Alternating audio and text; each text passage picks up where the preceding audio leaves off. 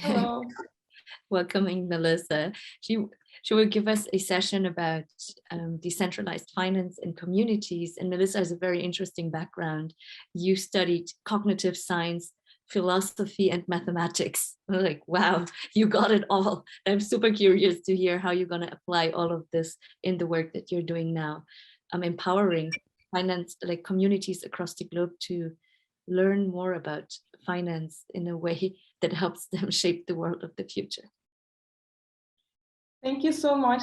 Thank you for organizing and having me here. This is basically my first talk when I have my own project cooking on the side. So it is also first for me, and I'm super excited to have a session here. Well, everything you just said about me, the philosophy, mathematics, and cognitive science, I hope is going to make sense soon. My name is Melisa, and I'm from Turkey, Istanbul. That's also going to make sense soon. So I was thinking about making this presentation about how the global finance emerged and how it kind of interacted with the global structure on the economic and the political level. But then I wanted to make it more about kind of my personal journey from being super excited about the blockchain technology to because of the political reasons also, and then having the support of the community and having hopefully my product soon in the market on the DeFi space. So hopefully, I mean, I can't give you more detail about the project for now, but hopefully very soon I'm going to be able to share more about the project itself. So please don't hesitate after that. If the talk excites you, don't hesitate contacting me on Telegram or in whatever platform. So when I first heard about blockchain technology, cryptocurrencies, and everything back in 2014, it was kind of relief and excitement for personal and political and economic freedom side. And also keep in mind, at the same time, we were watching our country becoming a democratic tyranny and the turning into the tyranny of the elected, and the total self-libertarian and self-sovereignty side for both personal freedom space and the economic sphere was truly refreshing and relief for all of us. So that coincides for me from my background. And the first thing that appeared to my mind was the separation of the state and the basically economic activities and self-sovereignty, not having to need for any higher authority to own or manage your assets, and the liberty that it brings. So decentralization mainly brings everyone truly to the same degree, to the same level by the participation of the distributed networks, which provides a very good ground for democracy and the use of democracy. But at the same time, there is kind of like, because remember the emergence of cryptocurrencies mainly was libertarian, also called anarchist. So it is pro dissolution of all kind of structures that is that has the authority in its hand. So liberalist economies and systems favoring self-sovereignty, exciting me on the one hand, self-governance, private ownership, was kind of in contradiction with the government of majority. So there was like, there's a tension I want to highlight at first. And so modern democracy as a system is based on very restricted rights spared to the political sphere, as the right to choose the people who are going to rule, basically, the right to choose by whom to be ruled, in another sense.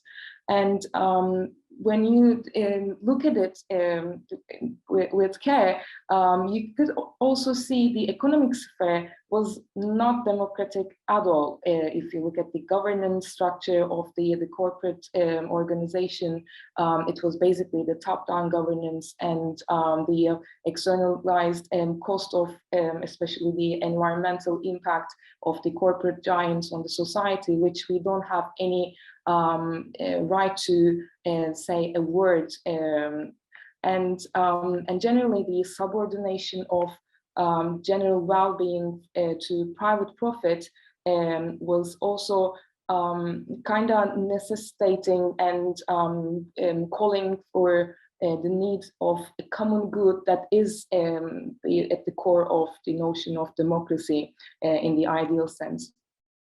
So political sphere and economic sphere become almost completely separate without having any substantial influence on each other.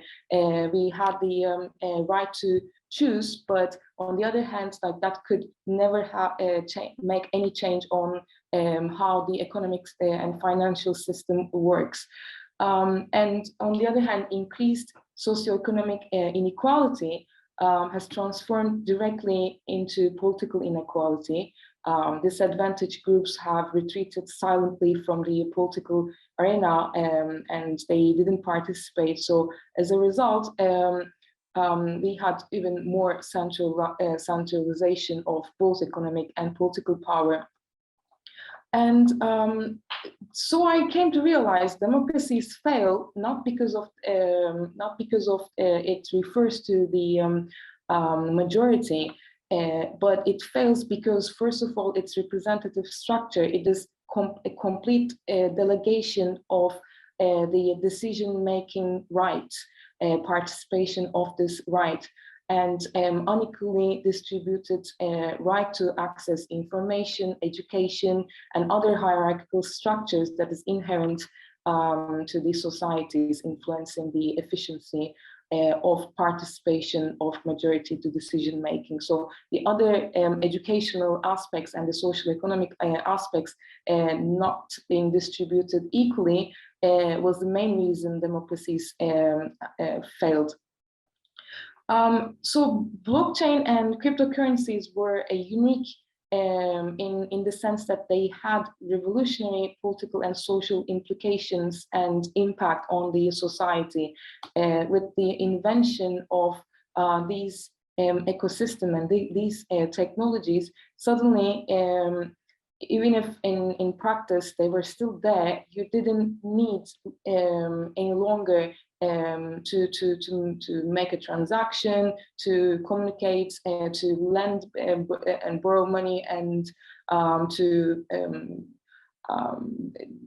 make your business work, and like reach the funds. And suddenly these corporate structure, these central structures could dissolve.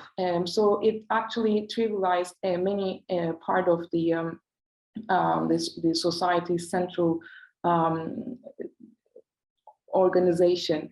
But I just want to highlight in this talk that what it does for businesses and blockchain projects, it's not yet done for individuals at its full potential because of its libertarian nature, and I'm gonna elaborate this aspect. What it does for businesses, it was basically liberating the inventor and tech and the other entrepreneurs from VCs and other finance requiring business methods. Also for governance as well, you don't need the corporate structure anymore, since you have the decentralized way of producing and developing the product in the market. But democratization of crypto space possibilities, it should also render it accessible to everyone, including the disadvantaged population, for it to be fully actualize itself and have the greater power and the impact, transformative impact in the society. So when you think about the wealth generation mechanism, as well as other financial tools in the DeFi space, it's open to everyone, but in practice, it is not as effective as it is, because of the educational aspect. Like, it's heavily depending on some understanding, skill, research, and knowledge, and even like owning enough capital and gain to start somewhere. And think about the majority of the world, the population, they don't have the habit to invest invest frequently. And so education, information sharing, collective ownership, and asset management, collective asset management, is key for the decentralized ecosystem to reach its highest potential. And I take the community as at the core of this structure, and the benefits of cryptography and blockchain leading to decentralization, that is the dissolution of central authorities, now can be maximized for the common good, and can be used to reduce socioeconomic inequalities. So we can actually make use of this democratic participation to develop better and more effective products. And this is what we see with the governance tokens and the general use of governance token for product developments, especially in DeFi space. And create environment. We can also create environmental solutions, carbon neutral or even negative tech solutions with the participation of the democratic participation of the communities. And we can also partake in fair distribution of wealth, and reduce socioeconomic inequalities with collective financial investment strategies that is essential for distributed risk and profit among experts, crypto experts, and those who are new in the space with collective investment strategies. And right now, like personally, what we are doing with the Bali based community hopefully works as this kind of a community safety net for those who would like to get into space, getting to know and the technology and the other projects, and being in contact with those who's been there since the beginning, the veteran developers, investors, and everyone. And hopefully, personally, when we launch, it's going to be based on these essential principles. And I just want to highlight one more, the principles we are going to operate to end. So, like, yeah, no centralized authority, as we said, and the flat society. It also is a notion that goes very well with the decentralization. No hierarchy, between opinions in reference to actual personalities of the members, and also among those who makes decision. Self-governance, so not having the need, and this is important to resolve the tension between the libertarian side of the essentially libertarian side of the cryptocurrencies and blockchain with the democracy. So you would like to keep the self-sovereignty side of it, so private ownership and everybody's keep having the means to own and manage their own assets at their own risk, while also reducing the risks and increasing the educational level and making it accessible for all. So like not falling into the trap of being ruled by the majority, as well as renouncing of the self-sovereignty and private ownership. And yeah, that's the self-governance aspect of it. So yeah, generic rules, like the less rule is the best rule principle, defined in order for the community to function without further intervention. So like, okay, decision making we're talking about mostly, but maybe even making the decision making process less frequent, so that you don't have to decide at each stage. Transparency, also decision making is a transparent process open to all members of the community, and education that is necessary for collective growth. Collective growth is I use it interchangeably with the common goods, like collective growth of financial interest, and that's possible while the conflicting interest is minimized, while mutual benefit is maximized, and that is what I mean when I say the collective investment strategies. And so that's all I'm going to say, yeah, thank you for listening. And if you have further questions after that, like if these principles excites you, I know I'm not talking much about the product and I can't, but hopefully very soon, based on these principles, that's what we are working on. So yeah. Yeah, thanks very much. Would you share with us some examples based also on your previous experience working in this kinds of environment? How, like, can you share concrete, specific examples of how does one make decisions in a decentralized way versus making a decision in a way that would not respect the principles that you have just shown? Well, first of all, for any decision to be made in a decentralized community, let's say, it's so having the standard protocols and the and for voting powers specifically, and in relation to the capital, and most projects require kind of get an investment.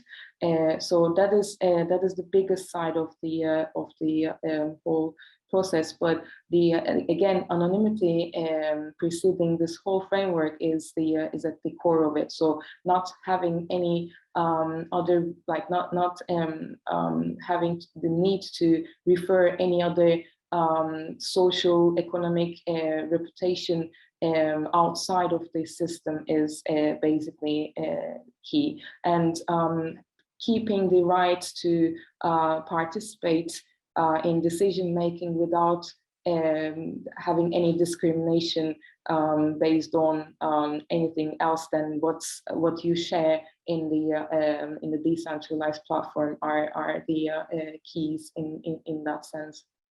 Mm-hmm. So basically, you reduce bias, like human judgment bias, by using certain tools of anonymity so that people don't get distracted by other elements that might not be so relevant for the decision making at cost.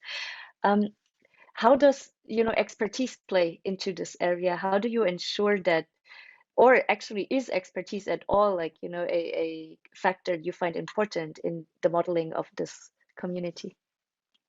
Yes, that is definitely a question of so if it is, for instance, if it is financial investment decision making, then the only thing that you should look into people's history of successful decision making in relation to financial decisions. So you don't really need to refer to the person's age, for instance, or any identifying information other than making financial decision capacity. That is the only information you need to share on the platform, for instance. If it's any other governing principle, then that information should be the factor, the determinant factor that weighs the voting power, and only that, basically. So the basic notion of the anonymity is is not hiding anything.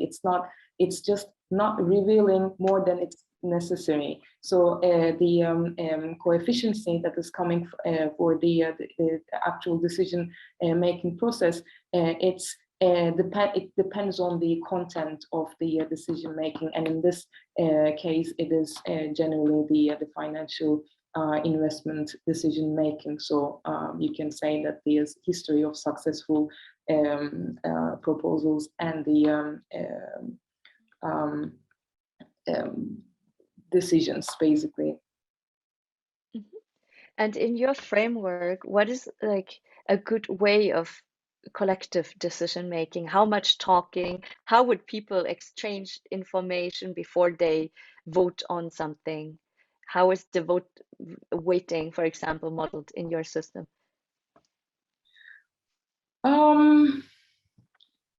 Yeah, it is. It's a hard question because especially for the I mean, if you're talking about financial decisions, especially for crypto market, you are not going to have too much time to make that long discussions, obviously, right?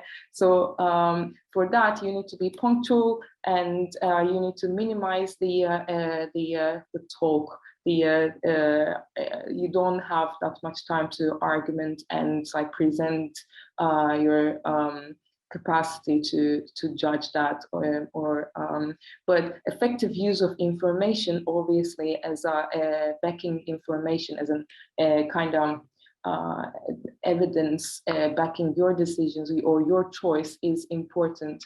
And for other like governing related decisions, it is, well, it takes sometimes, like our community, Bali-based community, which is not decentralized at all in terms of decision making, like concentrated in the admins, but even